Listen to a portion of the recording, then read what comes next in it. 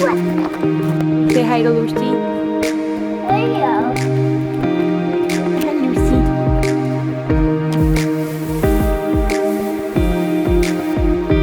Hey, come on.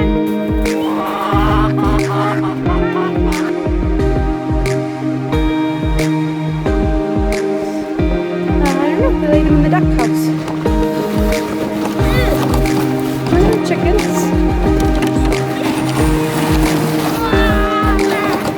Alright, you want to check for eggs in here? So, another homeschool day. Trying to get things done. My husband's been home for a couple of weeks. He's a millwright full-time, and jobs are kind of slow right now. So he's been home, and that is very fun, but it's hard to get our homeschool days done on time. And then we've got this overachiever who likes to get all her school done, don't you, Ad? Mm-hmm. School is fun. That was the most fake statement ever. We try to make it fun. They like it when they can go out and shoot bows before they do school. Right here. You almost missed it, huh? Mm-hmm. That's a big bow for you though, isn't it? And it's a lefty. Yeah. And I'm a righty.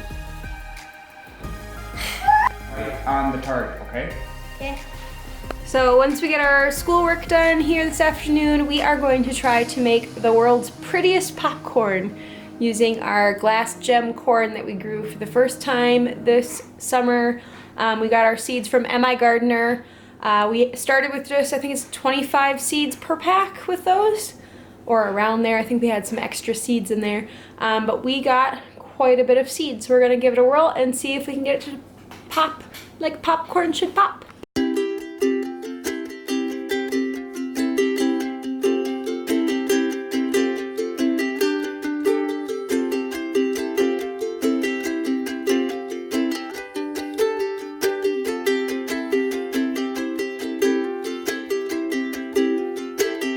Okay, we're gonna do 2 tablespoons of the glass gem popcorn, minus 1 kernel that fell on the floor. Here, get this big part of the, there you go. Should I put one more in? Okay, we're gonna do about a tablespoon of coconut oil, and we're gonna get the pot heating up. We're not gonna put it all in quite yet, Addie. Let's get the stuff melted. So you put one in and wait for it to pop. Is that the trick? Yeah, that's why. Okay, so they're starting to pop, the few that we put in. So we are going to add the rest and hope for the best, guys. Oh, they're popping. I'm gonna shake it so that they don't burn to the bottom. On in here. So attempt number 1, I think I had it too hot and we burned the seeds before they could pop. So. But luckily we like to eat them. We'll try it. Take 2. We're doing it on a lower heat. We'll see how it goes. It's yummy because it wasn't hot. Okay, take 2. This is our second try. We had better luck. There's not as many burned and more popped. So we're gonna see if we can do a regular big bowl now. See them?